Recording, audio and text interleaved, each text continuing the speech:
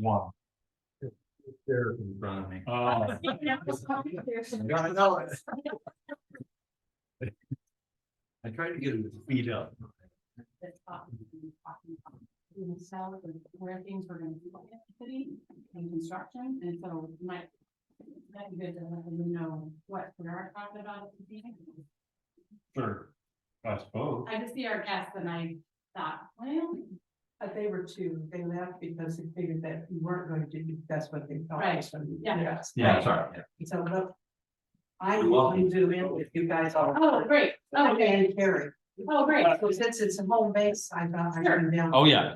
And you're welcome to be here. We just, those gentlemen wanted to I know. realize that, I just, and they did leave. Yeah. They'll probably start coming. Yeah. Next. Yeah. Interesting, Yeah, so.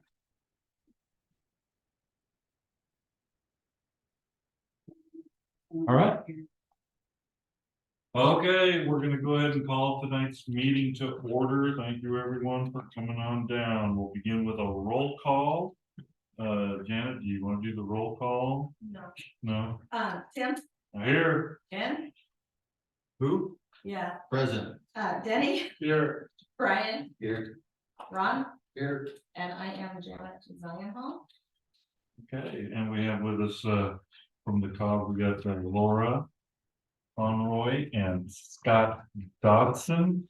Can you pronounce it? Yes. Dadson. Dodson.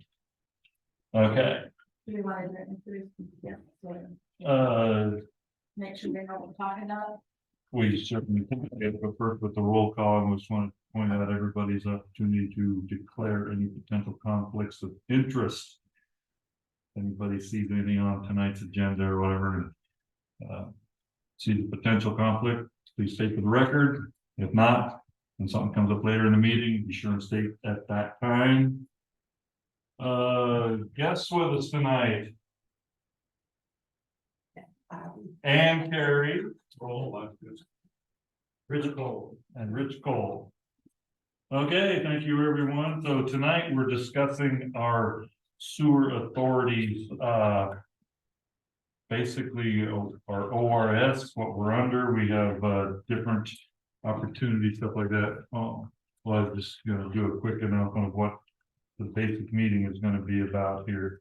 Apparently it was, some folks were by earlier thinking what we were talking about, location and stuff like that. Well, that's Contract specifics. contract specific. Yeah, so construction specifics, Ah. and we're not hitting them. We haven't even really talked about that subject. That's more in Marion County's ballpark right at the moment.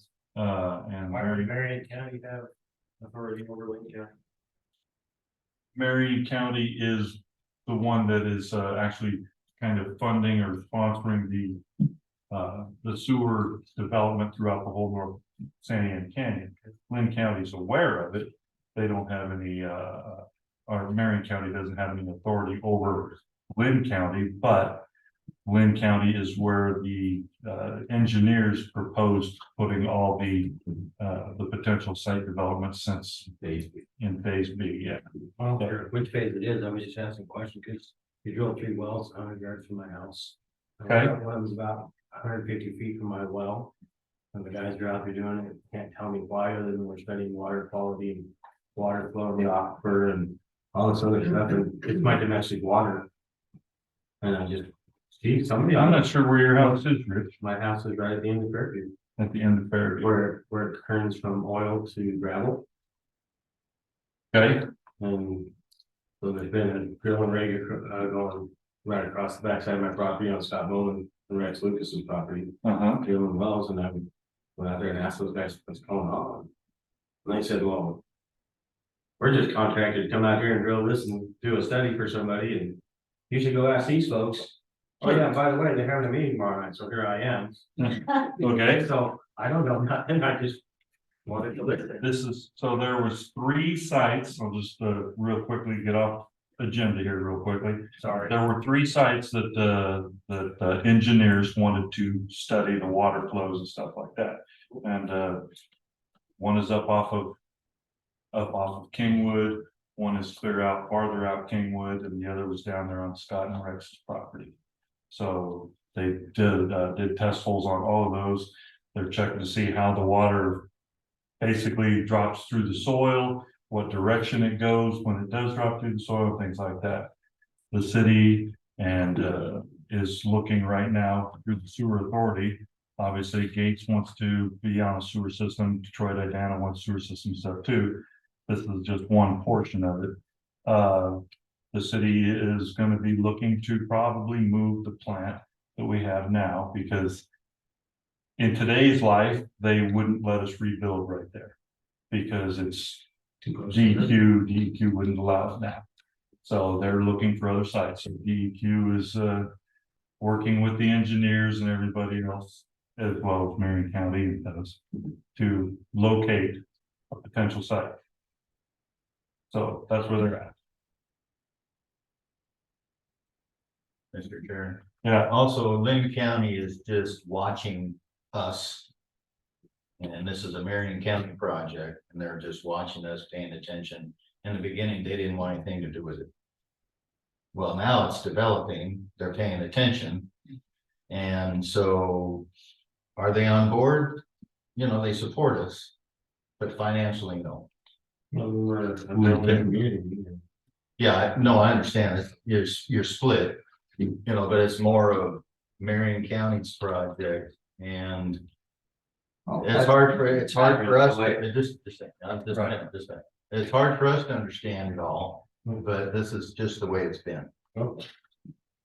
so So when I spoke with the Marion County Commissioner, so I had the same question, right? I've got parts of gates that are in Marion County.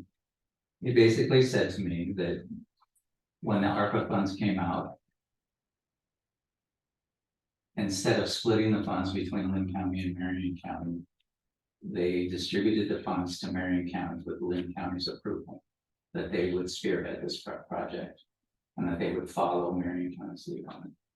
That's what the commissioner told me. He said it's Marion County's project and they're aware of it, but they're not going to get in Marion County's way. Any part of it, they're going to let them administer, and gave them control of the $50 million that was distributed by the legislature. Which 40 of it goes to Mill City and Gates, and 10 goes to Idana and Detroit. So tonight we're looking at the sewer authority's basic role in governance of the sewer once it comes in. We've got options before us tonight that we need to talk about. And that's what the whole agenda is tonight, whether we're at ORS 150 or 450 or 451, or keep the 190 where we began. So but this is the opportunity right now. We are, unless we have other announcements. I don't know of any, but public comment and questions. So obviously we started out with questions, so we can go ahead over. I won't try to take a whole bunch of time, but I mean. When I bought that place 7 years ago. Second City Creek was, you know, half a mile away. Right. Oh, that's fine. Now, if it's 50 yards away. What's that do to property value of my water or my well? If we're, I mean, was there any of this water that's gonna get released into the? Cause he's studying, they said they're studying aquifer flow and the level of water. Sure. And they asked me like, they didn't know I had a well there. And I said, well, right over there in that well house.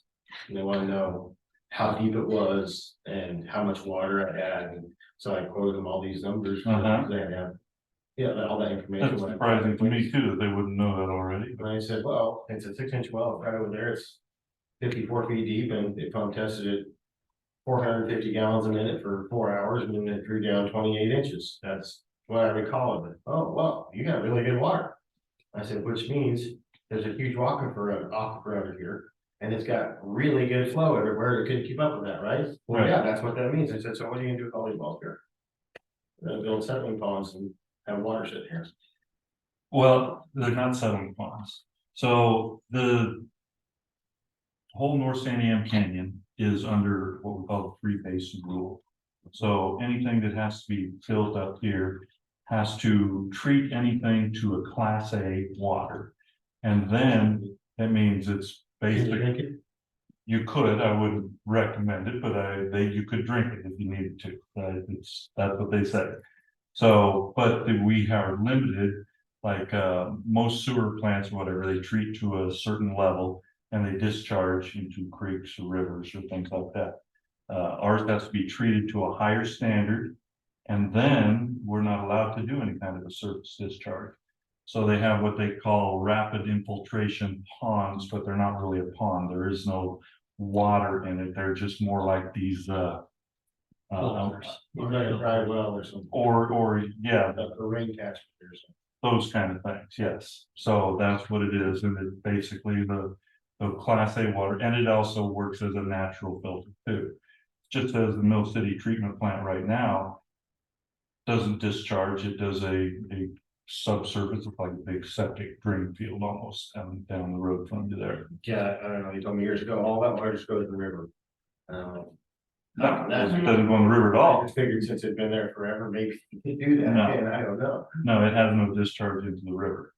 It is all a big, that field out there is just a big So, drain field. I mean, if you were me, would you be concerned that this water would? I can totally understand your concern right now because you don't know what it is they're proposing, but I'm anything. figuring out how all absolutely. this works with how water flows under the ground like that. Right. So, yeah, so DEQ is very big on everything right now, and no, we're not allowed to do anything that pollutes. Period. How far away are they drilling from the well? My property is 180 feet deep. I believe that they're maybe 200 feet, 250 feet, the most right now where the building makes it. Well, they can, what, I mean, all the research, it's substantially less than 100 yards. all the research that I've done and listened to DEQ, they can be within 50 feet of a well. And they're further than that away. Now that they know that there's a well there, which is a good thing on your part, letting them know. But they can be within 50 feet. 100 feet is preferable, but they can get as close as 50. That's the research I've done for up in Detroit and Santiam. So then I would have this tested, and then if we go ahead and build all this, and then it tastes terrible and it isn't as good later, then what, we sue to have new well built or get on city water, because city water's across the street, dumped away at least, or something like that. Well, first we gotta just get through the funding. Yeah. I'm not trying to make a road. No, I'm just trying to say, hopefully enough of you here are from here and are neighbors where you have the same. You should have the same concerns that I would. Always, yes. One of the test sites is right over the city's office. Okay. And just a couple hundred yards from our city wells too. So that's one of the sites that they're drilling and testing. Because I know that's one of the questions I asked Stacy when she just said, I can't answer the question, I don't know nothing about Stacy it. doesn't know anything So I'm about it. thirsty Yeah, and having a bunch of people bug her all the time. right. So like I say, it's that close to our own water source and stuff like that, and directly over the aquifer. Which isn't city water for that well, that they're. Opportunity. Yeah, Okay. right there where the big. The other test well is Yeah. just across the street on Kingwood, up there a little bit on Fort. Okay. So up Right there by the hazelnut, Yeah, right there where the hazelnuts, that's one of the other proposed places okay. where the engineers thought it would be a potential area. Basically, we gotta look at sites that have enough acreage, because if they put the thing there, they're gonna need 10, 15, or even 20 acres. Although the footprint of the plant won't be that big, or anything close to that, but they want to have a big buffer area around it, obviously. And so I would say that, I don't know yet, I haven't seen a site map. We haven't yet. Engineers still haven't even produced a site map yet that I Do know you of. think they should do something like that when they're obviously. They're gonna see still- where to drill? Well, they're still studying 3 different areas, Okay. and they're doing them all I think I simultaneous. saw something sometime in the last couple of years, that had 2 or 3 places around. Yeah, it's all simultaneously because there is a timeline that they have to meet, to use these ARPA dollars and stuff like that. There's a nice master plan document in that city's office if you want Well, that's funny, since you couldn't tell me where it was. Website, yeah, I didn't know that Casey has one. I guess the question was, is there, and I know you're a planner, an overlay or anything to show us where this plant is gonna be in relation to the actual property? Master plan. Go to northsantiamsewer.net. Whoops. Santiamsewer.net, that's our website, everything's on there. And When will the decision be made on where the plant will exist? You know, That's your when I talked to the last two public works director, for Marion County, they want to know in November, I do believe. is So when we they- don't know Right, at this point, which of the three. that's when they're gonna will be finish up capped their for you. study and their monitoring of the wells. So they make a decision and they tell us where you're gonna put it. Where, well, the engineer produces this to Marion County. To the engineers from here, from Portland, from. Keller and Chicago. Associates, there's nobody from here that's big enough or has that kind of but expertise to Kelly's do work that. is can't. Like- Where they, Keller and Associates, are they Oregon based? Yeah. Yeah. yeah, Oh, yeah. yeah, Have an and, office. but they're all over the place, they're over the whole Northwest, Yesterday. yeah. Nice. They, You mentioned, is it drinkable? Mhm. There's a lot of, it's Class A water, so there's a lot of breweries that use that water to make beer. Well, They I'm make pretty well plants. acquainted with the one in Golden, Colorado, and the water that runs in there, looks nasty. It looks nasty. Well, it. well, that's probably a regular sewer, so like, we recently went and toured a couple of sewer plants. That, ours isn't gonna be like theirs, but it was just basically to see what the operations were. The city of Staten discharges 1 million gallons of water a day, effluent water, into the Santiam River. Mhm. The city of Coburg does like 140,000 gallons, and Staten, by the way, does about 3 million in the winter. They have a terrible I&I problem. Yeah, but that's Class A. But I don't know if they're class A or not. And So, they're- with all this being, if there's no surface water. Then there should be. Precious little, if any, odor. Would Correct. Be true. That is what it's supposed to be, yes. So, I mean, we still have lots of things to figure out as well. We don't have all the answers here, and that's why we're here, is so that we can, basically monitor what everybody's trying to do and make sure that what they do does not impact the livability of the community and stuff like that, because then actually, when you're talking about property values, your property values will probably increase because this is gonna be I would say, more desirable place, because more people are going to be able to build, throughout the whole canyon. Between Gates, Mill City, things like that. Mill City's sewer right now is close to capacity. I So, remember saying that in the middle of the end. The stuff that people. Yeah. right, so that's where Mill City is at, and that's why Mill City wants to be a part of this, and I want to say be a part of the solution, otherwise, somebody else will make the decisions for Sure. us. So it's like, the other communities, feel that you gotta move forward and be, I want to say, progressive minded, otherwise they are gonna come This is the through. deal where. Legislatures are gonna come say and say, you guys have to put in a system.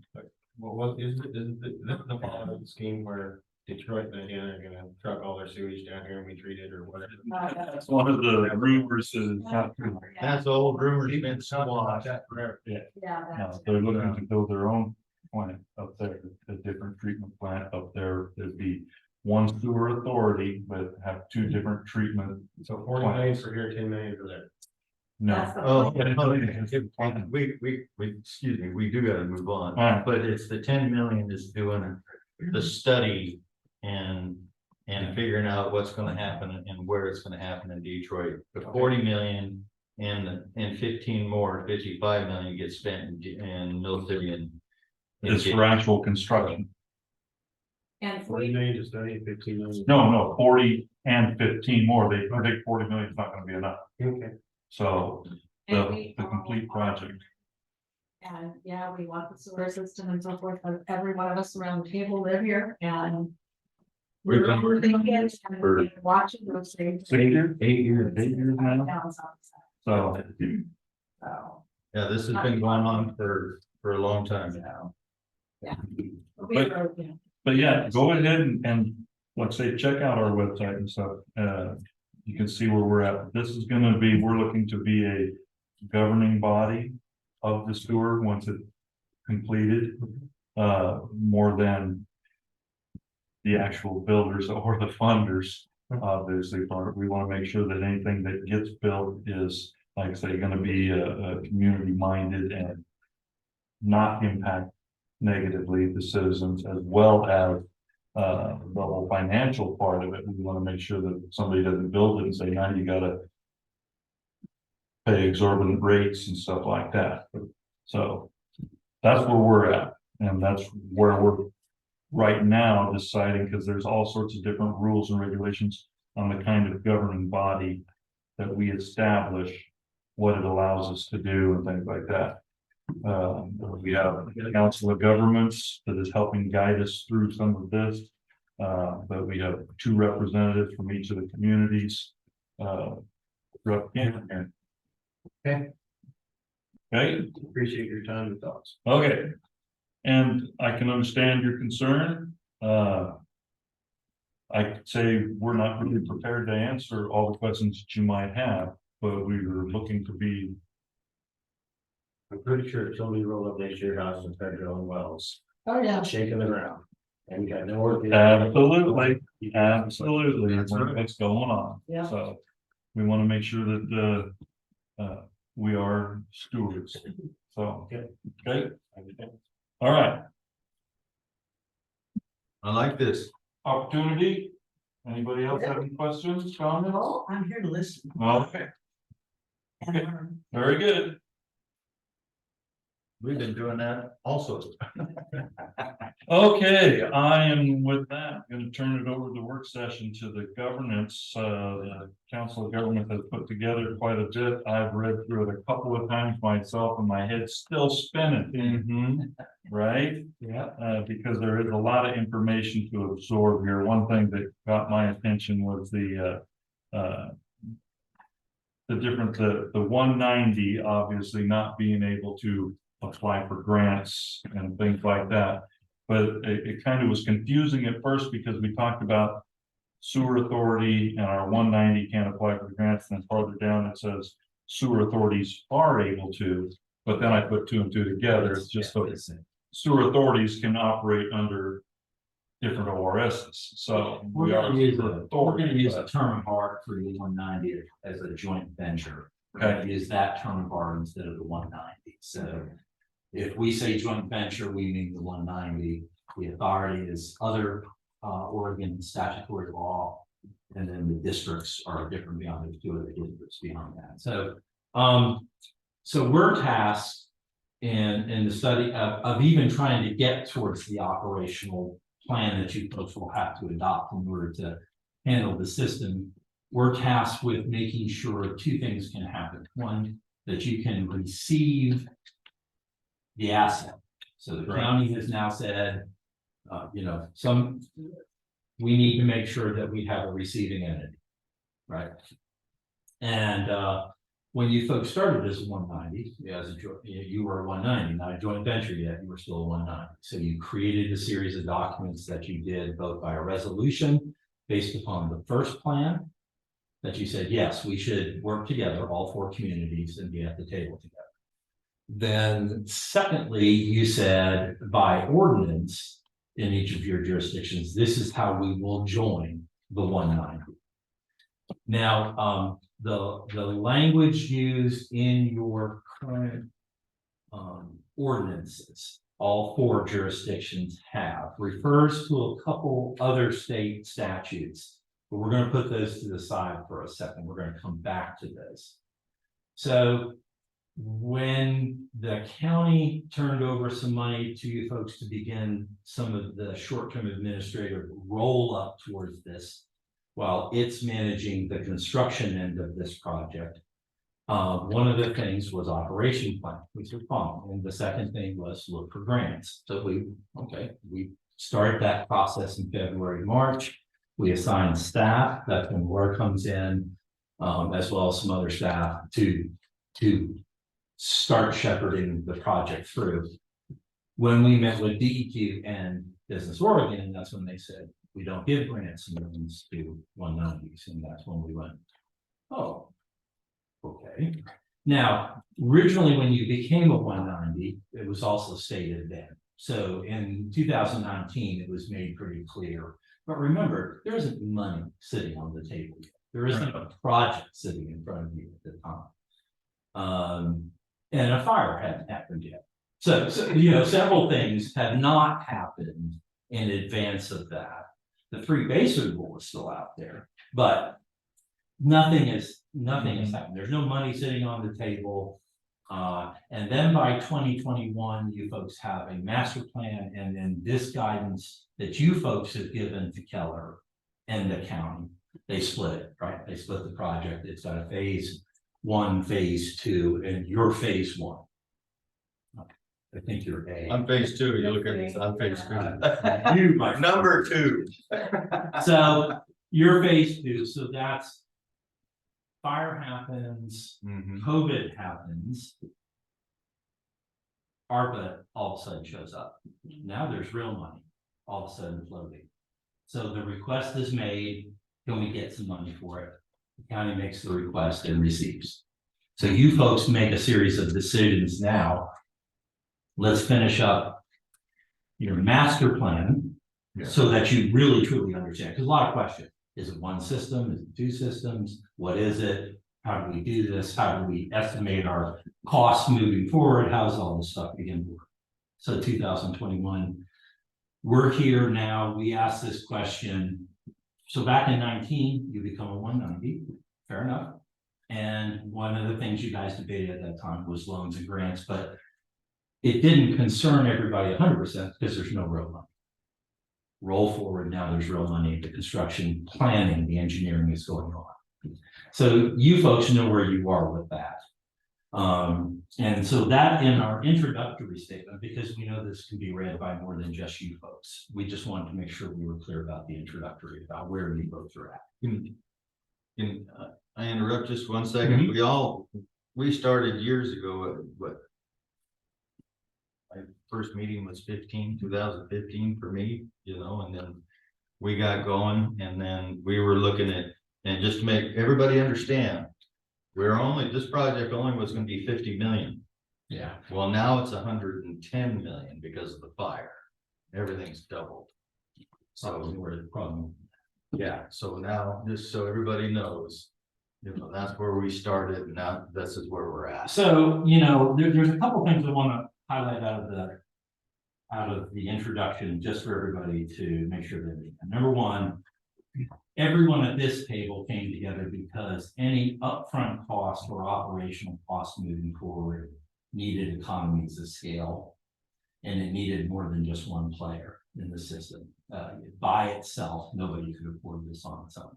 But between the 4 of you, could you satisfy a state regulatory rule about the 3 basin system and survive as a community, and then be able to treat sewage, be able to access fresh water, grow in the way you all wanted to do differently, and you figured it was better by yourself, better together than by yourself. So that's where you are.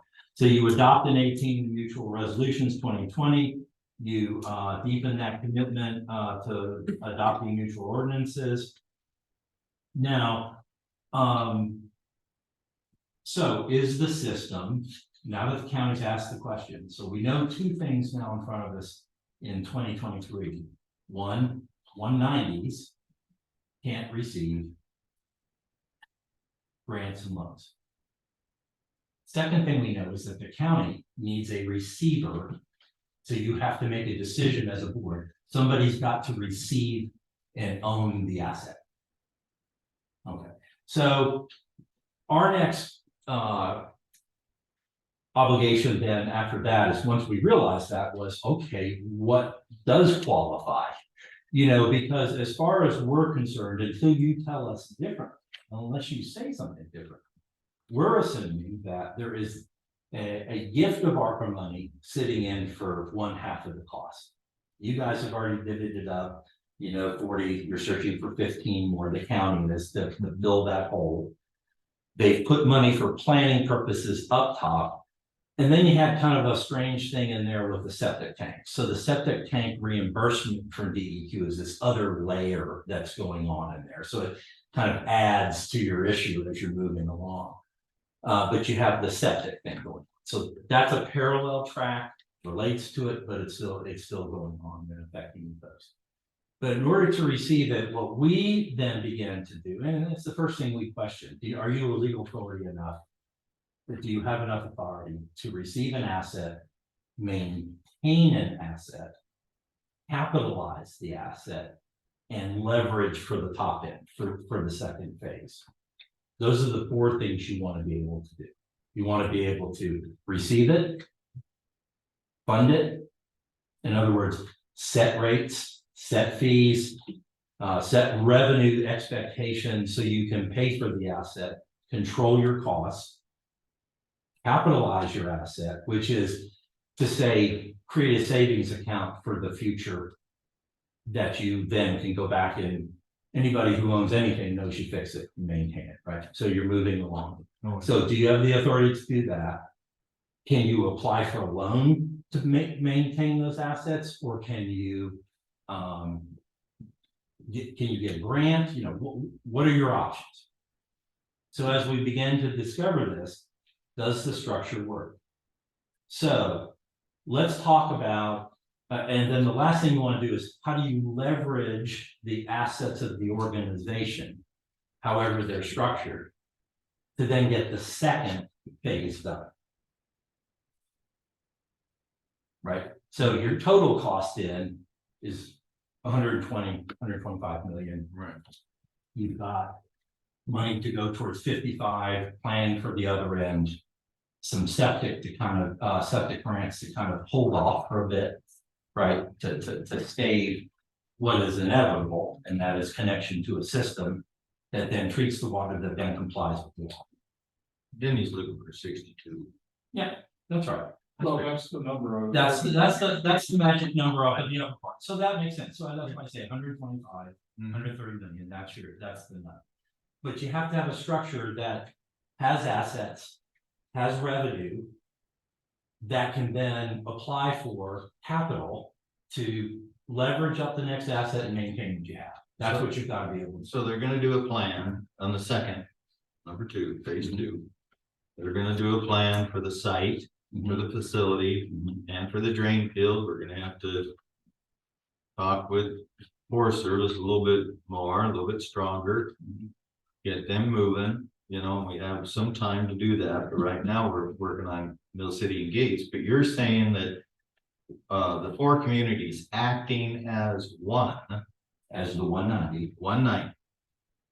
It's possible that acting together, that we can go after loans and grants. As you currently sit, no. What you have to do is now begin to phase into becoming a joint entity. And so that's taking the 190 structure and then tying the town's assets underneath, the player's asset. It could be a district, it could be the city, it could be the county, it could be whoever the member is, then who has the authority to own assets, to borrow money, to apply for grants, so that you're tied together and it's tied back into your joint agreement about how it's done, so that you can leverage off of those things and both accept the asset, capitalize the asset, do the rates, apply for grants, apply for loans. Leverage is the last thing, and that's meaning if I own a house and I want to build an ADU out back, I leverage my house to borrow the money to build the ADU. That's the best example I have. I own my property. I already have it, whether it's mortgaged or not. I want to build a garage. I want to build an ADU out the back. I leverage my house to build that, unless I just have cash. Now, if I had cash, it would allow. Yeah, you don't have anything. So That would require action by each one of the 4 cities. So the way we see this, we began to explore what the options were. So in our exploration, we found two examples in the state of Oregon that best exemplify a 190 as a joint entity. The first one is the Road River Valleys 190, where they are a sewer group that has assets, and some assets are owned by Medford, some assets are owned by Phoenix, some assets are owned by Tangent, whatever the city. I don't know all the cities in Oregon. If you ask me North Carolina, I'll tell you, but I don't. So there are towns that own parts or pieces of assets. And then they've created other arrangements to own connections in between them, other things like that to make their system work. And then their ORS 190 board serves as a rate structure board. So it's setting rates, understanding what the value of the assets are underneath, trying to create as much parity as possible, maybe not equal rates all the way through, but as much parity. So there's as much smoothing, that's a financial term, as much smoothing as you can on rate structures underneath so that operations can be fed, capitalization can happen, and leverage can happen for the next phase of things that they have to do to comply or do finish their goals. The second, I'm sorry. No, okay, let's say IDANA, leveraging their assets. What? Well, there's no asset there right now. Right. There is no asset. And that's what they're putting together. Yeah. And that's what the study is looking for both Detroit and Idana right now. Is how do you get that built? So the first example of a structure we saw was Road Valley. That's a 190. It operates as a joint entity, which means that the entities are tied together in their sewer systems. Their sewer system assets are tied together through agreements. So when a grant or a loan is applied for, it might be Medford that applies for it on behalf of the larger asset, the 190. Second example of a joint authority that we found was JWC in Washington County. Now that's a water company. So you have Hillsborough, Beaverton, Valley Water District. Tualatin Valley Water, and Forest Grove. So those jurisdictions all separately own their assets, and then they tie their water systems together into this agreement. And the 190 then sets rates. And each of them underneath have sometimes different operating roles. Hillsborough serves as what's called the baseline. So it's the base plant that does water treatment, okay? The others are more distributors of water. They're more of a treatment system of water and a distributor within. In the sewer world, you're a collector. So you're collecting it, you're collecting stuff, and you're putting it into the plant. Your deposit. You're making a deposit. Yeah. One flush away. One flush away. Yeah, your deposit. So that's the other example of a 190, but it is tied together with agreements as a joint entity. So within those agreements, working as one, then each of the community is responsible, liable, responsible. I think each of the liabilities and the assets are worked out in each agreement. Right. Okay. And it depends on what it is that's being either financed or operated or how it contributes to the larger system. It could be that organization A owns intake, organization B owns treatment, organizations 3, 4, and 5 own distribution. So it's how those things are structured, and the liability within each of them is separate, but it is tied back together. The ORS 190, however, the JWC sets the rates. Right. And what they're trying to do, and so there's another part in probably each of those agreements that talks about how rates are set, how parity is met. If there are differentials, how they score that, how they equalize that to the extent that they can. And then what the sub person, so Hillsborough, what it agrees to in its relationship with the other three. Okay, so it's a constant administration of the asset. Okay, you're constantly administering via contracts, the administration, O&M, and capitalization of the system. The idea is in the joint entity is that you're all trying to achieve the same thing. Safe potable water distributed to customers, both residential, commercial, and industrial, fairly, equitably, and at a rate that is fair to all concerned to the best extent that you can do that. And that the system is maintained, the liabilities are covered, and the risk is managed. Okay, so there are two examples that we know would take your 190 and make it a joint entity. And that's all how those sub-agreements work. Now, Ron, to your point, it requires each subgroup to negotiate in good faith with the parent, meaning the other three is really, if you think about that, you're serving as the intermediary as a 190 with the other three. And it's done fairly such that the council underneath or the elected body underneath can agree to it under law. In other words, you can bind ratepayers and future councils to it. Okay, openly, out front, how you do it, part of budget process, all the laws that catch all those things as you move along.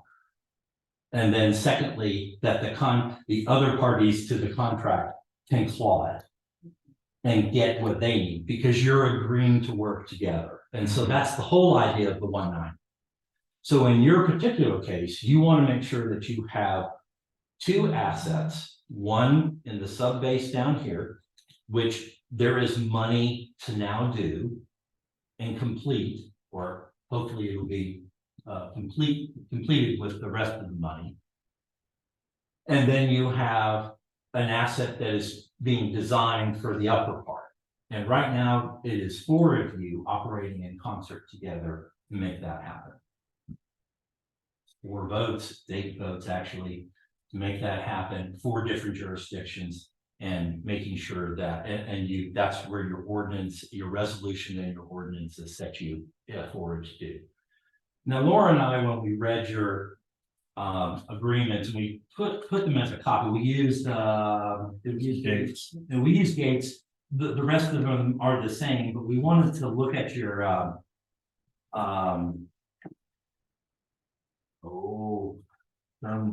losing me. Your intergovernmental agreements, your exhibit A's, to see what you can do. We have been trying to find a way to remember that our first set of marching orders from you folks was go find some grant money so we can operate this dang thing between now and when we accept the asset. I mean, that's really what we wanted to be able to do, is find some money for you so you get from here to there, so that you could, oh, thank you very much, when you needed to hire staff. Ryan. It's Ryan again. That's right. You got one? Yeah. I got. Anybody need one? Okay. Thank you. So that you could, you'd fill a gap, as Ron says, in your operations of admin. There's a lot of work that has to be done to receive an asset. There's the O&M side, but there's administration, there's ratepayers, there's how you get it into the computer system, how you load it up, how you know, all that stuff that goes with it, and legal fees to make all this stuff work, right? It's just agreements, because remember, you're binding. You're trying to bind it together. That's the joint asset side. Now, there are 3 other structures that you could be. You've debated them before as a 190. If you'll recall, 10, 18, and 19, you debated them. You debated 451. You debated a district. You debated a county district. You debated an authority. But other than, besides Janet, myself, and Tim, does anybody else here in the room know why we went to 190? And it was advised that you guys did some logical ways to get there. There is nothing wrong with why you are what you are and where you are today. Well, the, I was of the Gates Council when we signed the very Yeah. original. When we did the original one, I knew that was just a simple, basically simplest and straightforward. the reason, and for our audience here, the reason why we went at 190. You know, we could have went 450 or 451. But then that allows the county or allows us to start taxing and property taxes here and there and just start tacking on charges. And we didn't want that.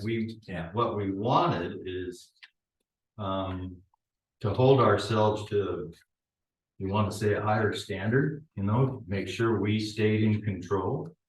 And, you know, with rates and the whole ball of wax, the fire has not helped us at all. Yeah.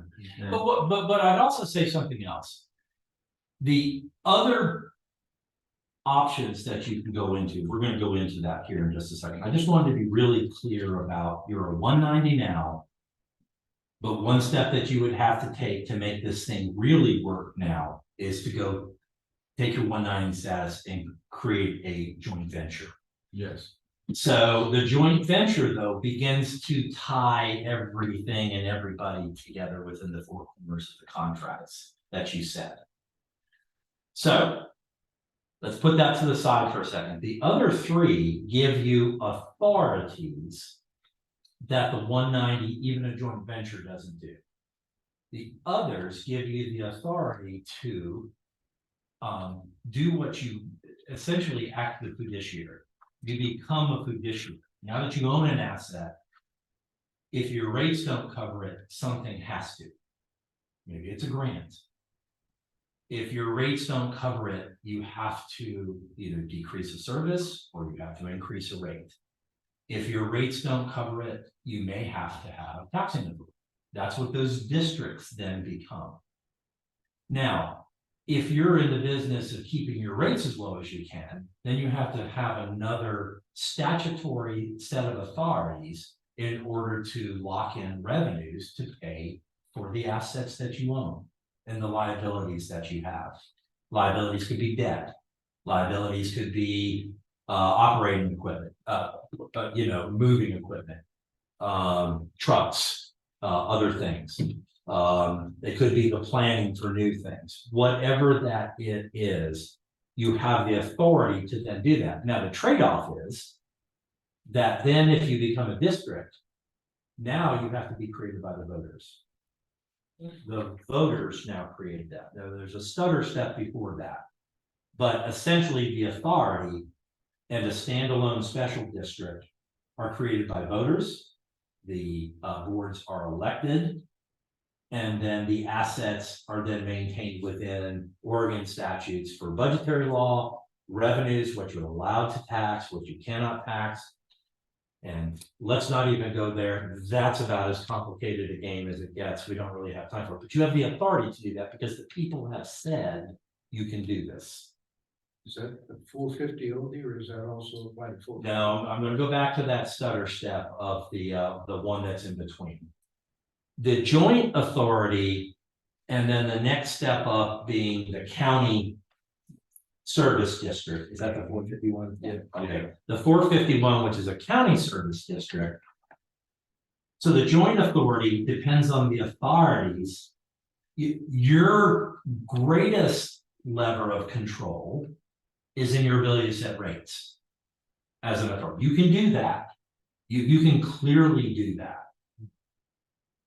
But in order to do more or to cover liabilities, you have to get the agreements of the parties underneath. So you have 4 different agreements jointly together. You're a joint entity. Within each of those agreements, you're tying each other together to the extent that you politically can, right, or legally can, but you're tying each other together. The next step, the 451, the counties could make. Now, it's our understanding that the county is not interested in having a 451. That's what they told us. So they're not interested in it. If they were to do it, then they could actually name the people who sat on the district. Counties can do that. To take just one slight tangent on that. You know, if that had any interest whatsoever amongst all the parties, then you would, that's when you pull Lynn in. Because I think it'd be better if Lynn and the other county created that together, balance that out, because you're sitting on both sides of county lines. You want to make sure things balance out. But that would operate like a district. You'd have authority under state law to do the things you need to do to maintain the asset. But it's created because counties can create that. Are there examples of that? Absolutely. Multnomah has them, Clackamas has them, Washington has them. With the county own the assets and then there's that. In that particular case, they don't have to. County service district one, This county service district would. not. So they step away. And one of the reasons it's important to kind of understand, and then the last one is a district where the people create it, the people elect the board, and then the board has all the authority under Oregon statutes to do what they need to do to maintain the asset. Okay? So in the county service district, how does that affect the unincorporated areas? Depends on how you define the district. Yes, Yes. we need to get this confirmed with an attorney. I'm not the NSSA attorney. My reading of it, lay reading of it, is that it is the service area. So it could include unincorporated areas. If you're serving them. And if you're interested in that, we will get your attorneys to tell you that. Yeah. So you go from a 190 where you have some authority, but you're really lacking what you need to grant and loan, to a joint entity, still a 190. Now you're tied together legally with the 4 jurisdictions underneath together, and then it's very explicit how that is done, but it has to be constantly maintained, constantly dealt with. And there are abilities for people in those kinds of things to try to break from contract, right? So that's just one of those things that's an existential in some ways, but it's still a real threat to how the entity structure is put together. So that is how JWC was put together. That's how Rogue is put together. That gives you an idea that yes, they are done here. There are sewer districts. Wyoming is a sanitary district. That is a sanitary district. The water district. Yeah, it's the the water district. I'm sure. It's the water district. So, but that water district is a district, just like a fire district can exist or a school district. It's a district that sits on its own under the Special Districts Act. It sits there, it votes for its own board, however it does that and can do that. So that's an example very close to you of a district. The closest sewer would be Rogue. That's the biggest single district that has. I don't know if anything. I don't know if anything's closer, but that's the best example of one where you can see how they came together. It's very clear how they do it, and they've been around since '67, I think. They also have large municipalities in them that have deep assets that aren't hooked up to their ears. They do, but they also have They can small. leverage. They have small too. So you look at, the city of Gates, we have one asset, Yep. basically. Well, we have a building that has our offices in it, but basically we have a water plant, and the sewer authority wouldn't be the first call on that debt. There would be other people in line in front of the sewer authority on that debt. Depends on how you write your agreements together. Yeah, I mean, that's the honest answer. It depends on what's in the agreements, what everybody has agreed to, how they agreed to come together.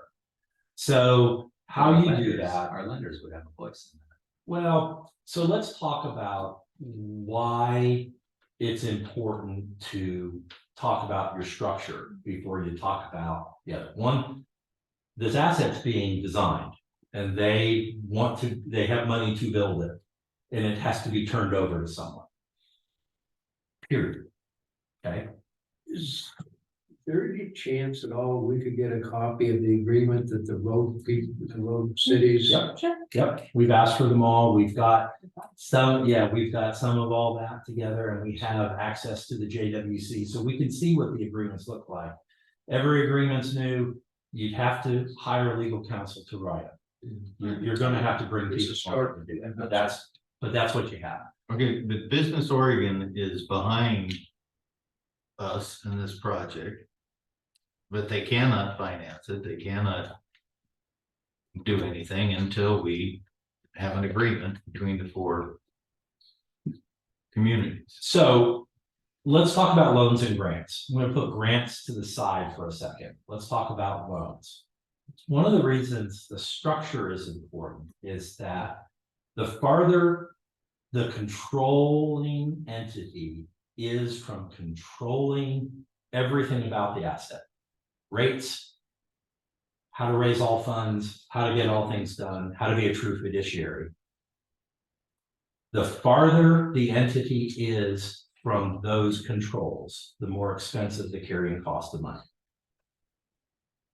Meaning that loans to people who cannot use the full faith and credit of the public to pay their debts have a more expensive debt structure than those that can. And in Oregon, you folks are used to this. You guys are used to levies. You're used to that world. You see how that world works. In Salem, you know, they put an ask out for 300 some odd million, Denny. Isn't that what they asked us? I can't remember. But would you vote for that? And when we said yes, that gave them the ability to go to bonding agencies or banks or whoever they wish to get the lowest cost of that money. And the cost is the interest, right? It's 345 million, fine. It's the carrying cost that you're trying to do. The mortgage rate, the lending rate. So the farther you are from control of that, the more expensive that is, because the lenders want to know if you can truly claw it back. And that's what they want. Public assets, they like that full faith and credit because they really don't want to own a sewer plant. They don't want to own fire trucks. They don't want to own City Hall. They don't want to own the community pool. They don't want to own police cars. They don't want, lenders don't want to own those kinds of public goods. Who do they sell them to? How do you unload the assets so you can pay back the depositors and creditors on their side of the balance sheet? So they don't want to own that. So the structure of public debt is different. If you're a district, it's less money. If you were just a joint authority with loose agreements, it's very expensive. The joint entity, which is where, if you're going to stay at 190, where we would recommend you get to this joint entity, so that's very clear about who owns everything. Then that's what solidifies it. If you do the joint entity, Ken, now let me go back and try to answer your question. If you're a joint entity with agreements amongst the four, and amongst the four who has the assets and how you're leveraging and how those agreements are put together, then the 190 can ask Gates, can you please apply for a grant on behalf of the 190? Gates, because it can do that as a city, can then apply for the grant on behalf of the organization that it's part of. If it's the collection system, and let's say the collection system sits in Idana. Let's say there's a plant in Detroit, and the collection system goes out through Idana, and they have to improve it. Idana then, as part of their agreement, could apply for, on behalf of the overall organization, loans or for grants in order to get to the capitalization of their system, either maintaining it, upgrading it, fixing it, whatever they would have to do. But it depends on the agreements. So when the 190 wants to borrow money, or the 190 needs to be able to do those things, it has to go back to its sub members in order to get authorities to do those, and those would apply. So it's more complicated to do that, Ken, but it's doable at that point. But everybody keeps everybody in check. Yeah, so again, it's how the agreements are written, and it's that first part of the agreement. In the recitals where you're talking about, we are part of this group, these are the other members, we are trying to maintain to the extent that we can rates, reasonable rates and cost, and capitalize the system and operate the system together. We agree to this governance structure, we agreed how we would go back and ask for money to get grants or loans. Yes, ma'am. I do have a question. Yes, ma'am. Kind of a scary thing you said was an entity can break out of it and pull themselves out. What does that do with, to the system? How does that break the system up? If you have a collection in this city and that city is just putting into it, and one of the two cities wants out of it, Yeah. what happens? How does What I'm that- saying is that in this particular arrangement, Mhm, it's not as locked together. mhm. Somebody can always successfully argue. Yeah. How to get in and out of something. The objective would be that the agreements need to be pretty substantial. They would have to claw each other together, and it would have to have penalty. Mhm. In other words, I'm an economist, I'm not an attorney, she's an attorney, I'm not. But I would want to put incentives or disincentives into the contract. I'd want to put poison pills into it that would keep that from happening. But I'd also put an incentive for people to work together. So you want to put into those contracts, those things that keep the group together and force it to work out the situation. That's the idea. Kind of like. Yeah, so there's that. Yeah. So all of that to say, one of the things that we observe that, and we're going to come back to this even at the end, but I want to lay it out there right now. One of the things that has concerned us as we looked at this, because we want to see grants, we'd like to see get some O&M, we want to see you guys stick this thing together. We'd love to see some good agreements that really make this thing work, so you can receive the assets, so you can improve water quality and leverage and get the second part built. We're behind all that. Is you don't have a current agreement with the county on the asset in the interim. So we're probably at the very least going to recommend that you have an interim agreement between all the parties.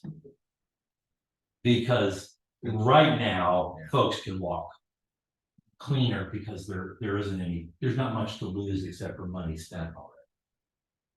Oh, so we're gonna hold you hostage. Now, I'm not suggesting that, I don't want that. Yeah. But I think it would be good if we had that, because that's where you kind of hammer out some expectations that then allow you to go to a more permanent intergovernmental agreement between the parties as a joint Makes entity. sense. Yeah, so it's a step that would work you that way and keeps everybody on task. I bet you, they're gonna give us 40 million and they're looking for 15 more, and if we had an agreement.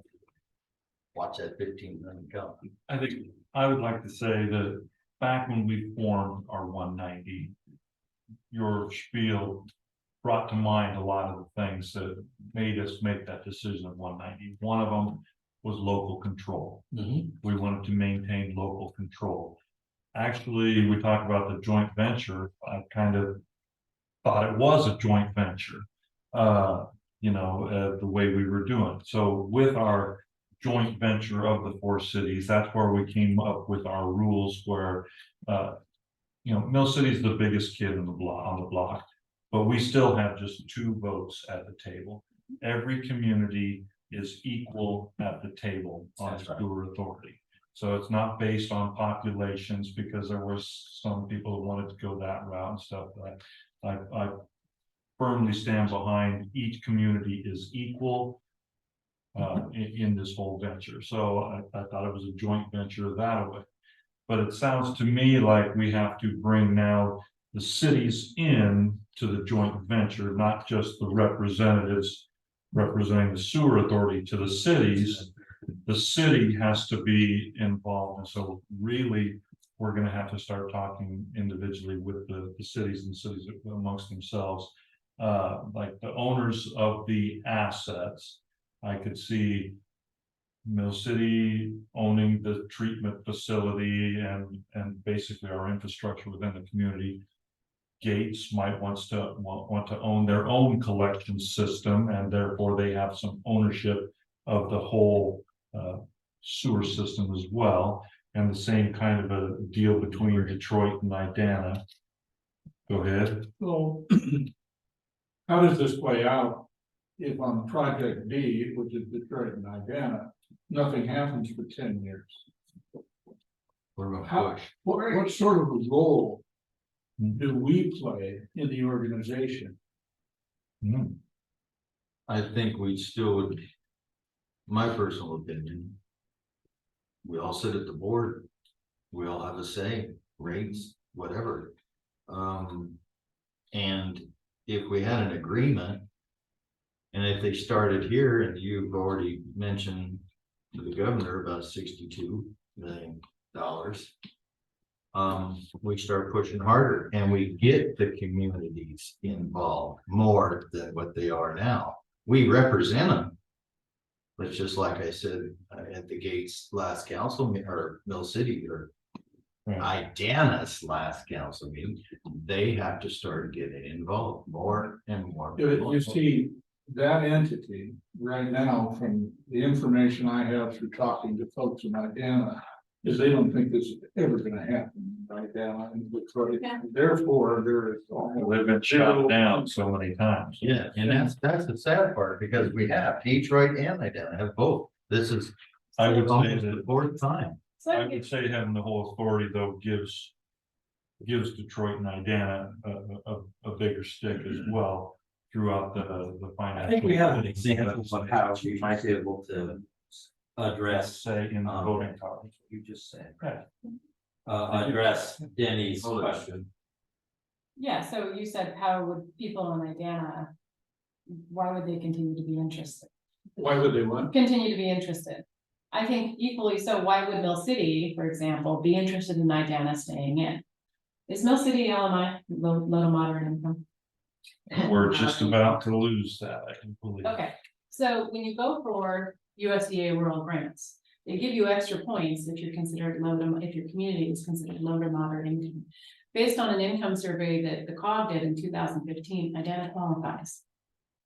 That's good for Mill City, because Mill City is about to lose that status. When we So were then- reformed, that's what. Yeah. So when you're looking at your eligible entities for loans or for grants in this case, or really low 1.5% loans.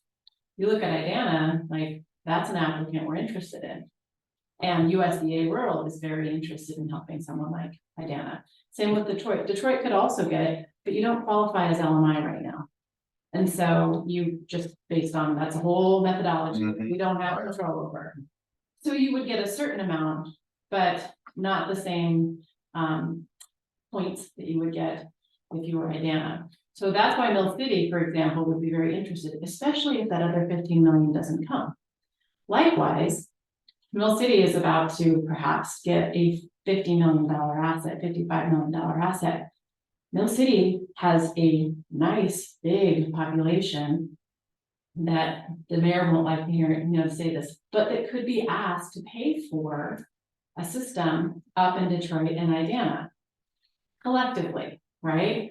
Where you So- smooth the rates, Where you that's what we smooth talk, the rates. where you talk about smoothing rates. The more ratepayers you have, the more you can smooth your. I know, the mayor doesn't like that because he doesn't know. what he wants. Council member. Well, you may not like it, but we're not together. Right. Well, but when you're together, what you're trying to do is you're trying to smooth to the extent that you can through economies of scale, admin cost and O&M, as well as capital. So you're trying to leverage each other's ability to get capital. If the assets are jointly owned, then you can leverage assets against new assets. If it's written well, you then help each other to the benefit of everyone in it. The idea is to benefit everyone. And it's an art. It's not exactly a science. It is the art of politics. It's the art of sitting around the table. It's the art of that agreement and how you stay together and make the thing work. I understand what you're saying, and you as well, but so when we originally formed, everybody had their own importance. Idana was important because of its low income. Mill City was important because of its population. Mill City was actually the last one invited to join in. And my reason for Mill City joining in was our sewer system basically is at the end of its predicted life, right? And it needs some major upgrades, and it's at right now at capacity. So yes, our population numbers will help offset, because Detroit and Idana would never be able to afford operating a plant, period. They would have to be subsidized forever, because just what it costs to operate our plant now, which is not going to be one that requires nearly as much as the new one will, the O&M. That's why I'm adamant that we go into this with no debt service. The O&M, the operations and maintenance will be spread out collectively, so that way we'll all have a very similar rate to pay, even though your plant might be costing more. This is all going to be about O&M, all about operations and maintenance, as far as I'm seeing it for the board, the sewer authority board. I'm adamant about no debt service. I don't see us taking out a $15 million gap loan to build that 15 million that we're short, because then we're not only taking on the O&M, which is going to be very expensive. Then we've got debt service as well, and we would be on affordable side. And there's no doubt, right now, your current support structure from Marion County is trying very, very hard to make sure that that gap is filled. Absolutely, There's no doubt about it. Great, excellent intentions being backed up by action. So they are doing everything they can on that. The question then becomes how you leverage up to the upper end. So, is how you then use the quality of staying together as a group to then leverage and get the upper end built. The upper end being built, your end being built are all part of that. And then this is where you all are together. It's that water quality for the 3 basin rule. So that's where staying together, you have more pleadings with grant, or you have more pleadings with better loan conditions. Money is money, however you get it, but you want the best possible situation to be in front of you, so that you can get the fullness of the system built. Again, that goes back to that 5th point that I was making. Get the fullness of the full system being built. I think you're better off being together as a team. Absolutely. I don't want to say that Mill City is going to be subsidizing Detroit and Idana by any means. I'm saying the sewer authority, being a governing body of 2 systems, all the money that comes from the payments, your water sewer bill, or your sewer bill, not your water bill, your sewer bill goes into one bucket, and that bucket pays for the maintenance of both systems. Right. So although we need the cities to individually own some of the assets to make this the joint venture that allows us to apply for the grants, I really kind of thought that that's what we were. I guess it's just not.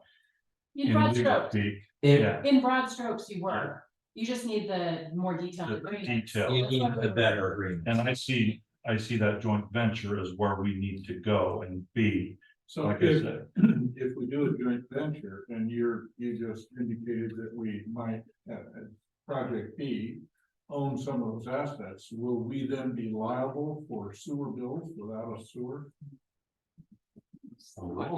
That's the question I that is why we all have a vote, I guess, because I would say that wouldn't sound very attractive to me if I was in Detroit. No, but it might, if there's an investment being made and a guarantee coming down the pike. It wouldn't sound very interesting to you, but it would sound pretty logical to some of our constituents. Yeah, that's right. Right? They would Listen, say, right. well, hold it, you know, where's the balance here? Yeah, Right. this is the tough work. That's why we really wanted to start here. Mhm. This is the tough work to get through now, is how do you do that? Because that's a fair question. So a lot of Those that- are fair questions. to A do. lot of that's gonna be in the detail of those agreements to go to each one of the governments, how that, what they're gonna say. It's, stuff that's gonna have to be detailed. Yeah, I don't know how much of our water plant we actually own.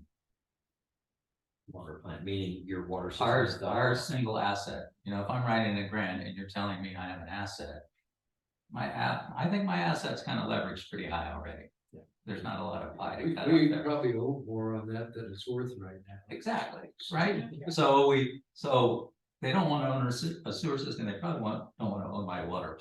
They probably don't. either. So we get caught, our loan is a 30-year loan and this going out is crapping out at 15 years. And we're sitting faced with the thing, how do we upgrade this? We can't get loans, we already got it. Right, well, I think whoever's loaning us the money understands that these are small communities. And been hit hard by almost everything. And that there isn't very much in an asset, but if you're starting to lay pipe, But you know. they tell you, like, we want to do a system for upgrade our solar system of the water plant. They said, right, we'll give you $650,000. But you have to spend it. Once you're done, if we agree we like it, then we'll give you back the money. We got assets about $30 each. How do we get to that? 600. Well, there's, when the lender of record, it could be a grant, it could be a loan, it doesn't matter. The idea behind it is, how can they get repaid? I mean, that's what they want to know. So how these things are structured, it's important. So if the joint entity is the direction that you do, we're going to need to bring in people who write these things for a living. I mean, we don't write these things for a living. Y'all don't write these things for a living. And that's where you kind of have to Who will hear. finance that project? Well, that's a good question right now, but I If they think, aren't cheap. no, they are not. No. So I guess one of the questions is what's the long run? Right? Where are we gonna end up? And it appears to me, and take this with a grain of salt, because I've worked in schools, so therefore I work in government most of my life. We should probably get to where we want to end up a whole lot quicker without replicating tasks than is necessary. I don't know what it would take to, put before our community a sewer authority and to create an elected body that keeps this as a whole. Keeps it as a single entity that's represented by a vote. Oh, Tim's gone, so try to wait on this. Yeah, you use a restroom. Oh, I should do this. Well, why don't you just you want to pause for a second? You want to pause? They want to walk up. It's not brown at this time of evening. I don't drink it. The fair question is. Groundwater. Yeah, groundwater. So the fair question is. It was like, I think Hey. even class A water wouldn't be brown, Denny, like what? Yeah, I get what you're saying. I thought we were having I thought we were making a Darren Brockovich moment. Water, city water. What?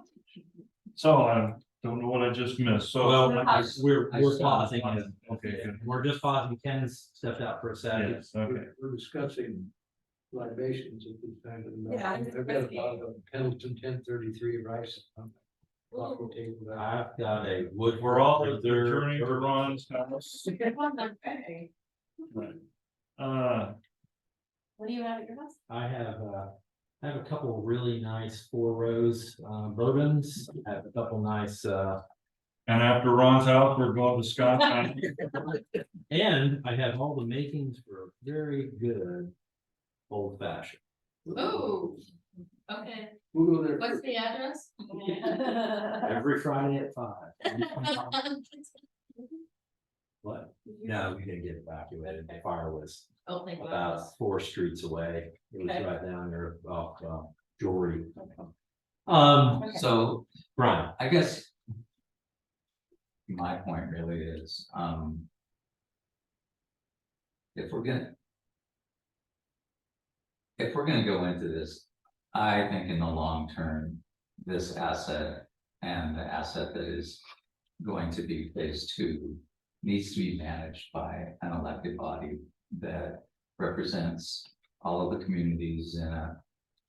Like the school district here, it has a person up in Detroit, it has a person who lives in Gates, it has people that live here, there's zoned representation, so everybody's represented. And that authority owns the asset and has the ability to, set rates. Go into debts. I agree with the governing and the body, tax. the authority. I don't know that.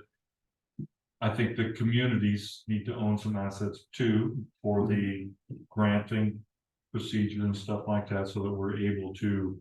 See, but I don't Basically think raise our money. community will ever, it will be.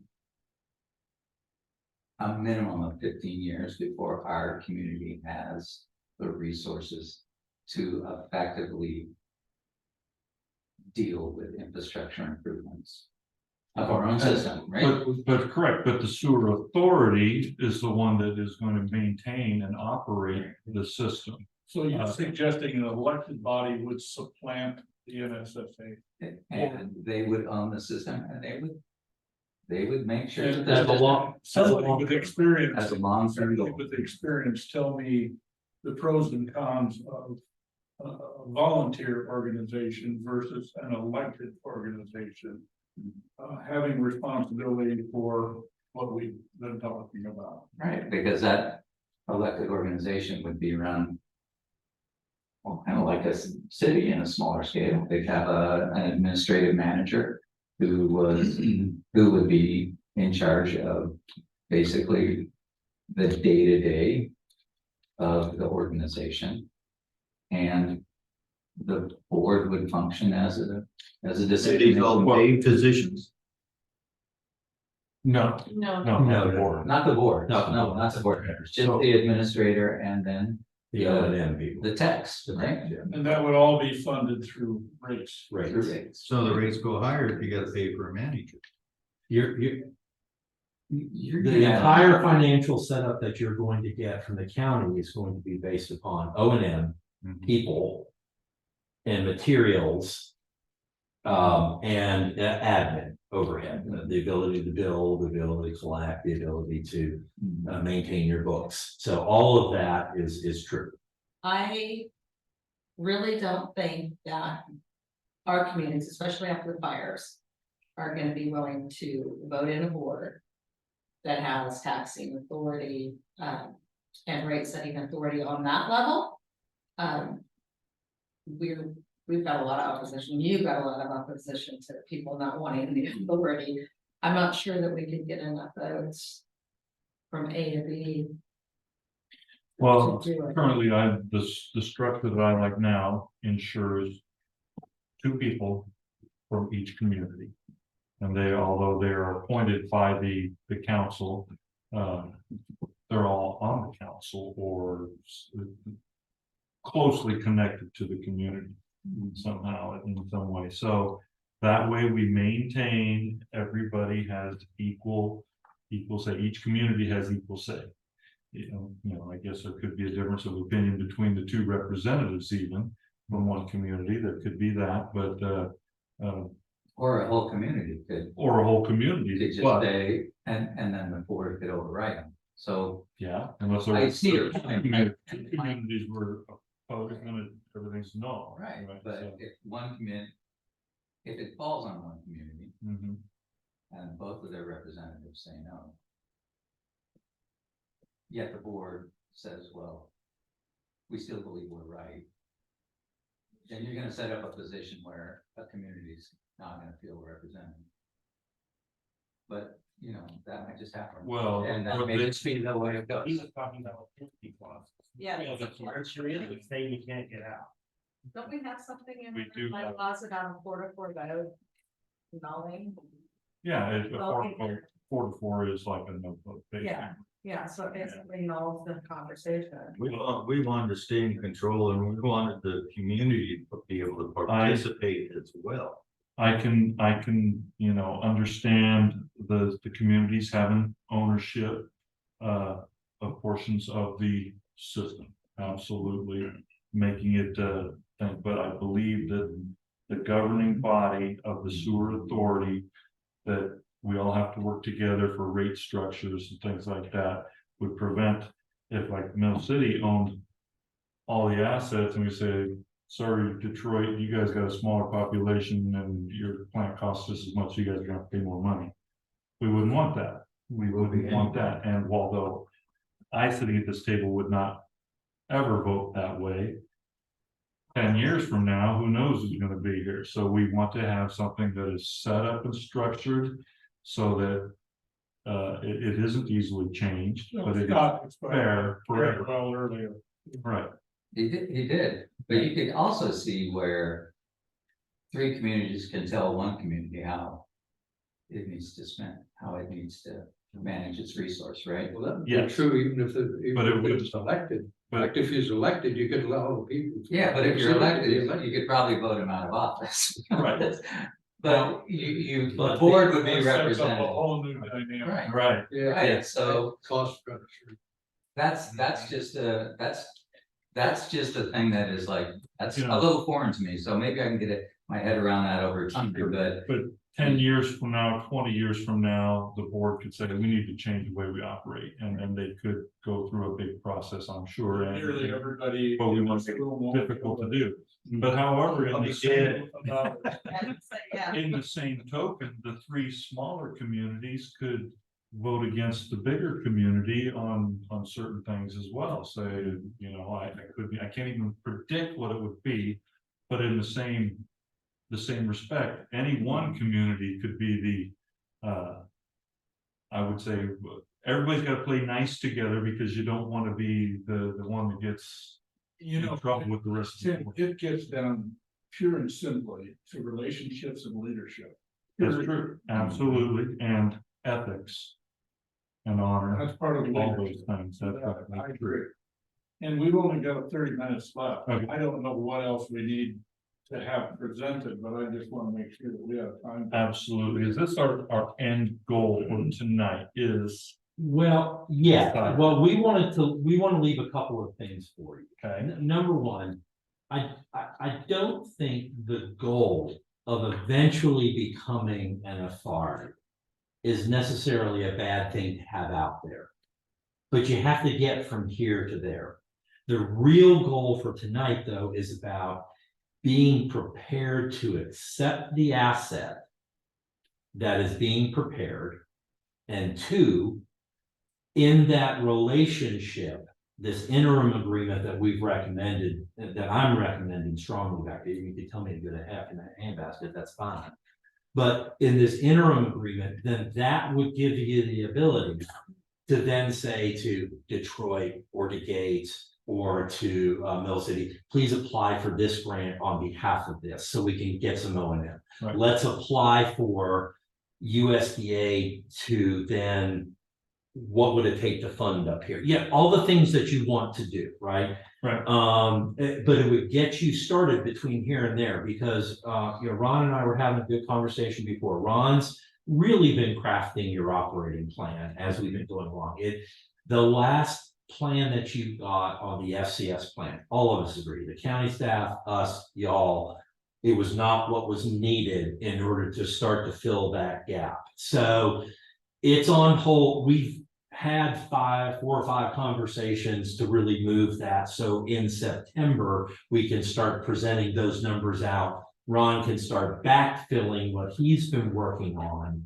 And with the money you have left, we can say to you folks, okay, based upon that, because Ron's done a lot of the operating plan. I mean, there's no doubt about it. Been real good. And the FCS, which is paid for through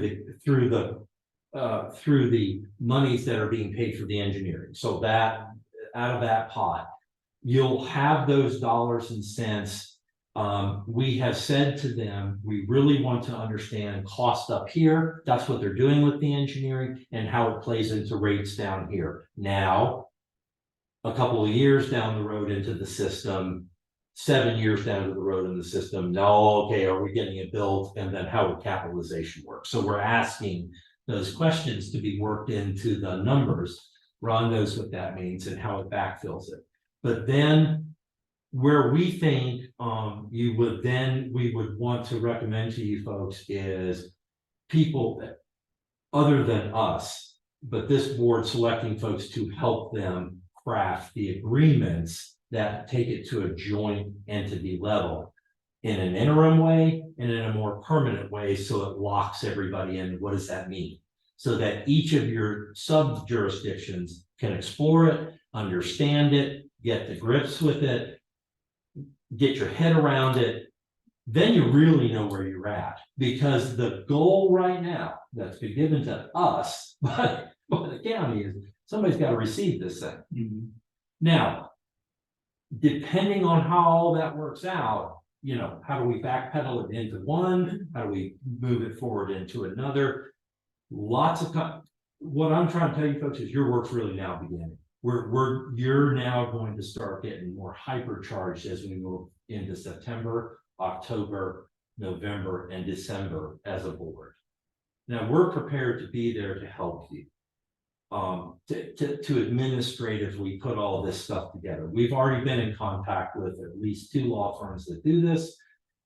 We did, at your request, we talked to Salem and some of their staff about what does it take to manage this system for rates, and just had that out loud question. We were part of the base of, because you wanted us to ask it. Sure, yeah. Because nothing better than sitting at a meeting in February saying, well, have Salem pay for it. Right.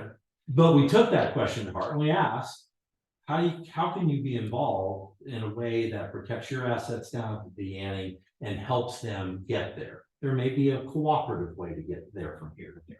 The county, I think, is hats off, yeoman's job, thank goodness. They're really, I think, putting their best foot forward to solve this issue. So hats off to them to do that, but you have got some serious work about how these agreements would work, what that means, how they would go back to your board. So the best thing for Brian is that these other members, the 3 other members, support him in saying, what can we do to help you with that conversation back there? Same with Denny, you know, same with Mill City, same with Idana. How do you have these conversations with everybody and get this thing locked in? I think part of it, again, you talked about a long-term game, midterm game, is making sure you guys stay together to get that thing funded up top. Absolutely, Oh, yeah. fully committed. Yeah. So That's what I think the game plan is. Right. Laura, am I missing anything on this? No, and you also have to set your calendar for September, October, November, and December. For your meetings. October is elk season. Yeah. man. I know it's already got that. So we gotta go. The community is going to start asking when your next meetings are. You don't have those meetings set, so, but coming back to what Scott was saying. We need a direction. If you want to stay with your 190 structure, then we need to at least have your direction to go start looking for firms, and I gotta look at your procurement rules to help you put together a receiving contract and what that looks like, and also operating agreements so that you can at least go start to apply for the loans and the grants that you've asked. What's your recommendation? I was gonna say, from what I'm hearing, the joint venture stay ORS 190 As a and going down a joint venture. venture road with a more firm, That's the quickest way to get to the point to where we could receive the. Yeah, the objective of this, and Brian, I actually really appreciate your position as a longer term vision goal, because I think what that will do in the long run is control the asset, equalize the assets out. And equalize rates out and equalize operations. I think in the long run, that will be the biggest help. It will also be the biggest thing for the people. In other words, the people really then have the ability to put the people in there, to be able to see the system, all that kind of stuff. because they can do that, your carrying cost of money is cheaper, your access to things is better. And that's what, in the long run, you want for your ratepayers and the citizens in your jurisdictions. You want clean water, you want it to be effective and work, and you want it to be, they have a say in it. You know, you have a stutter step in between that, but that's where you are right now in order to receive the asset and work. And again, just for the folks in the audience, so you understand, there are two really good examples in this state where they're really working rather well. Now they're different. They're not made up of the same thing. They're not small jurisdictions, fair enough, but they are really sound and they've been around for a very long time and they seem to have worked a lot of kinks out. And that gives me hope that we say, okay, fine, in this interim, and that interim to me is the next 3 years. Is you guys can get things done with this. And an interim agreement while this engineering and stuff is going to stay together. And then it's designed to then become the permanent intergovernmental agreement. We could structure the joint ventures 5 years down the road, we're gonna review it.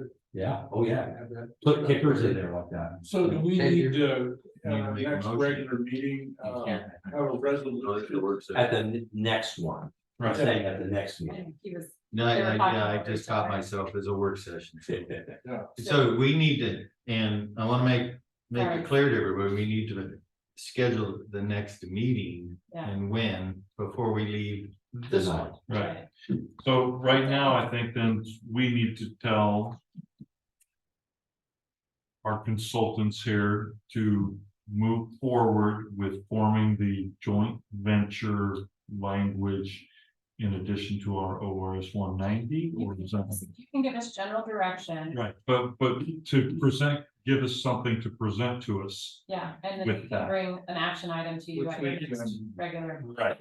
To bring, yeah, Ryan's fine. basically. You could get us some examples from Rogue Valley of the Yes. structures of what Yes. they agreed to. Good, I think that'd be good.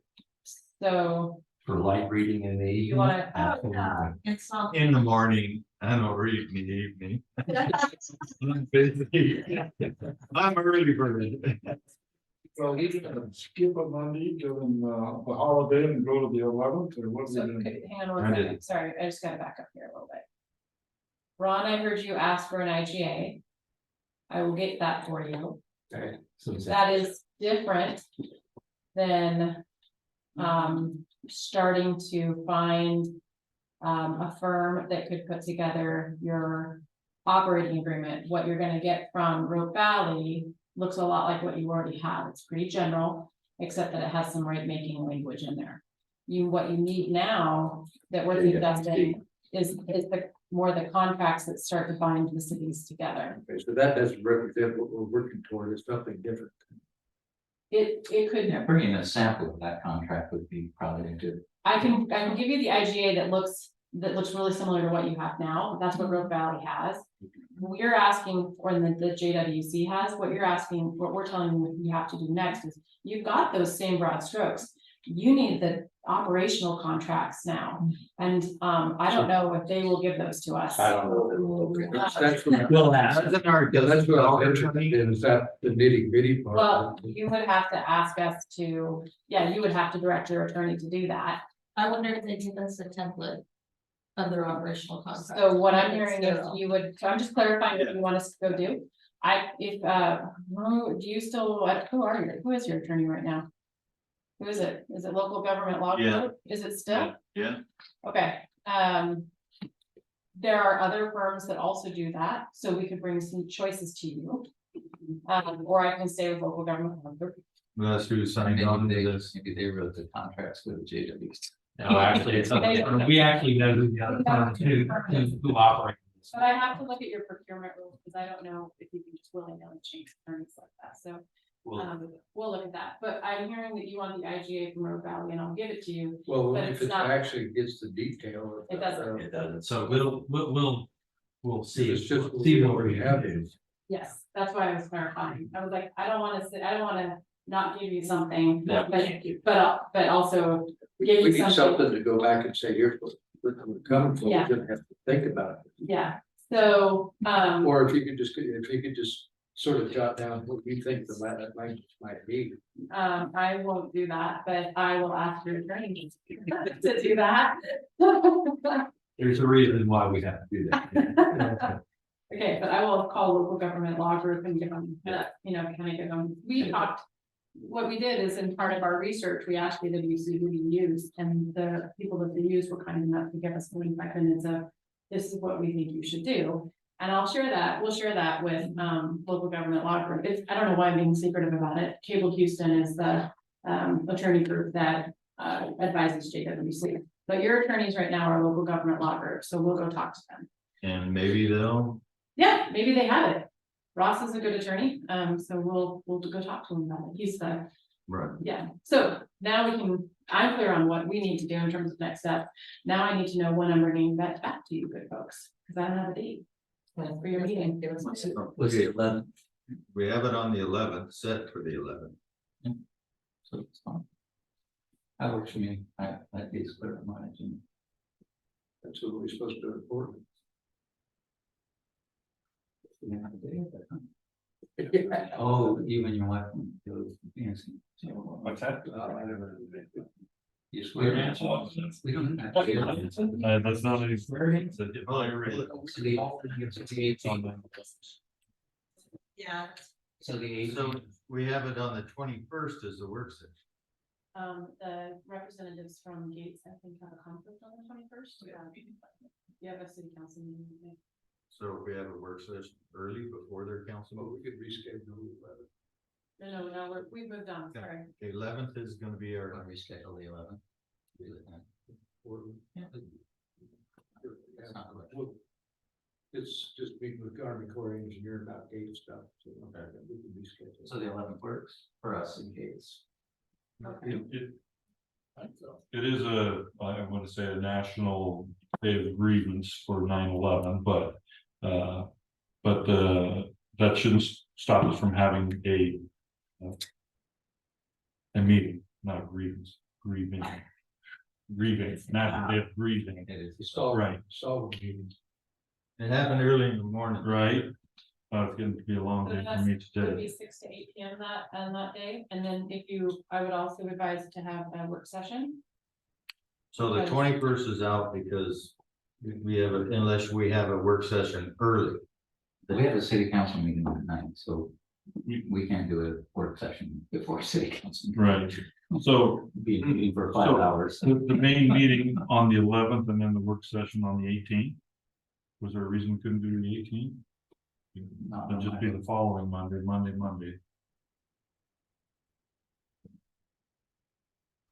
What time would you want that? The 18th scheduled for an SSA, for some reason like. Yeah, I already have it. It's when the officers originally needed, Yeah, I think I just have that as a repeat date. so what time would that be, 6 or 5? Want to keep it at 6, 5? What, I think it makes it hard on Tim to get It back. makes in time. it makes it hard for me to get back, but I do what I gotta do typically. Okay, then looking into October, November, December. Could we do that at a regular time? Where we make decisions? The set calendar. Well, October should just stand with our first Monday. Okay. Second. First Monday. Somebody's got a conflict on the first Monday of October. I can't remember. Well, we also always have to recognize that not everybody's gonna be able to make every meeting. It's the work sessions that I think are the ones that. And the work session for me on the 16th is gonna be difficult. So October is that fourth, second, Second. October 2nd, and then the work session is. 16th. 16. I'm out of state on the 16th, but like I say. Can you get one? You think you're gonna get one? Absolutely. I couldn't hit Then we can, one stage of my life, I swear. do you want to set the rest of them? I think we have Mondays. I think we have Mondays all set, right? We're still first Monday of the month, First Monday of the month. so we can set work sessions relative to that. First and third Mondays? Okay. So the first Monday in November is the 6th, Yes, 6th, and then the 20th. Mhm. I probably won't be here on the 20th. Very, Thanksgiving is that week. Yeah. Thanksgiving, yeah, I think it is that, yeah, I think it's the 23rd and 24th this year, yeah. on the East Coast. do you wanna pick a different week? I can't. Well, I can zoom into it, I suppose. What's that? I can zoom into it. I was asking him if they wanted to reschedule, but It's just being. My calendar turns fuzzy once it gets that far out, so. Okay. What we wanna do is send the dates so that you folks can grab, reach it. Get the dates, we can tell the county so it knows when to. Right. Because as we told folks who were here earlier, they have, as part of your regular meeting, updates on the contract, construction and. Right. And things like that, so we wanna make sure we're communicating that. Nope, with them. if anybody that's interested, all the meetings are open to the public, Well, but- now. well, Now I suspect the two gentlemen that were here earlier might have had your same concerns because they were talking about the same location. Hmm. So. Just let you know. Just let you know. I'll use his word. Y'all don't go doing shit in our backyard, you gotta tell us first. So, All you get in trouble. We usually. it's a Yeah. Most of us shoot back in this part of the. Yeah, I would say y'all don't shit in my back. Yeah. and just so you know, Marion County is scheduled to come and do an update at our next regular board meeting. So they are scheduled to come, looking at my office, they're scheduled to come, and then I'm assuming they're available on September 11th. They and Keller are prepared to come give you an update. Oh, good. So, and we can prompt them to answer any questions that your communities might I have. would love to hear. What? On the 11th, it's gonna be 6 o'clock. There will be on both because you said both. And where would this be? Yeah, it'll be, Here or unless Gates wants to host it or And whoever. they're online too, so that could. Yeah, and so, If we think we're. we have it like this because we're sitting up here right now, but generally, a lot of times folks will come in online. So And- 6 o'clock then? Yeah. And then we always put out this, and we also have the address of which you can join in. Yeah.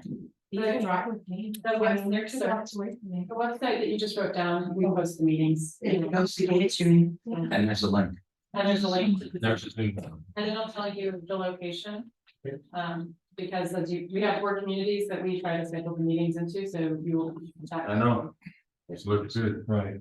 And also, we got all the dates set, okay, because the last time, just previous, a week ago, then he had 27 emails on the So topic of the meeting. I'm gonna We don't pre-detonate, want to do that. well, I'm gonna pre-detonate you, so because this organization has chosen Google Calendar.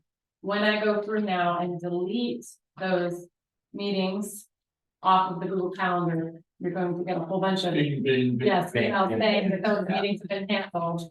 And then for every date I add, and this is a feature I can't control, this is Google, I know. it will send you an invitation. Yeah. But then you shouldn't get one from me or from NSSA again until. Well, sometime in late November, when I go for December again. And that's just the way that it is. Yeah. So, there will be a flurry and then another flurry and then it'll stop. Cool. You know, one more thing before we adjourn. Thinking about our guest who came tonight to share his surprise about the county or a contractor from the county digging holes in a property next door. Did we miss an opportunity to do some communication about what's going on in our communities? Possibly. I mean, if the county is gonna be digging stuff here, there and everywhere, it seems to me that somehow. I mean, I wasn't aware of that. Coming into town tonight, I looked off Well, to the west off the highway or. And there's a big excavation going on out there. I have no idea what it is, but I wondered if it had something to do with. That's ball. The information was on the county website, and I believe that Mill City had the information. And I know that a flyer was developed for, that we're working on it. Yeah, so. And the only reason I offer that is if there's an avenue that we've missed, we would wanna know about. Well, Here's what I would tell you, Can we get this? because I happen to know the administrator for the city of Mill City, And Stacy seems to know all, most of the time. She couldn't answer me any questions. That's a bad thing. Somebody to tell. Yeah. That's a bad That lady has an amazing memory. I mean, we all, and we all understand, have understood that we're gonna be in this project, we get it, we've been here for years. And there's always gonna be somebody coming in going, I didn't know. And so we need to do a little bit better, but the website, we've always put out our website, we've always made it known. And so. I would like to say too, there are some things that Keller's doing that they don't tell us. They just don't tell us that they're doing this on this timeline. No. We know that they're researching and seeing what kind of a plant to build and things like that, and they're doing ground work, trying to find out the flows and stuff like that. We don't know all of their timelines and stuff, only that they're. They don't even come know. up with something. They don't. I mean, I was with them yesterday and they think they might get up on the McCoy Creek in October. Right. Think, After we, well. yeah, I know. Because guess who? I know the Forest Service, and I've been. When it comes to that point, Huh? we want to be Yeah. ready to have our organization No comment. more involved. Yeah. With that, well, we can, I can post that somewhere too, yeah, But sure, we can post that somewhere. we will be making phone calls to the US Forest Service. All right, so I think we have our marching orders about what we need to do, Yeah. and we will have this packet up on the website so that people can read our letter to you folks and outlines kind of everything we heard and talked about with you folks tonight. You said the county website. North Santiam is their point. On Yes, ma'am. Yeah, that. It'd be under the work session. NorthSandiumSewer.net. The work session agenda would be up there now, the staff is what's not up there right now. There's two, there's the .com and .net. Is that in .net? Yeah. .net.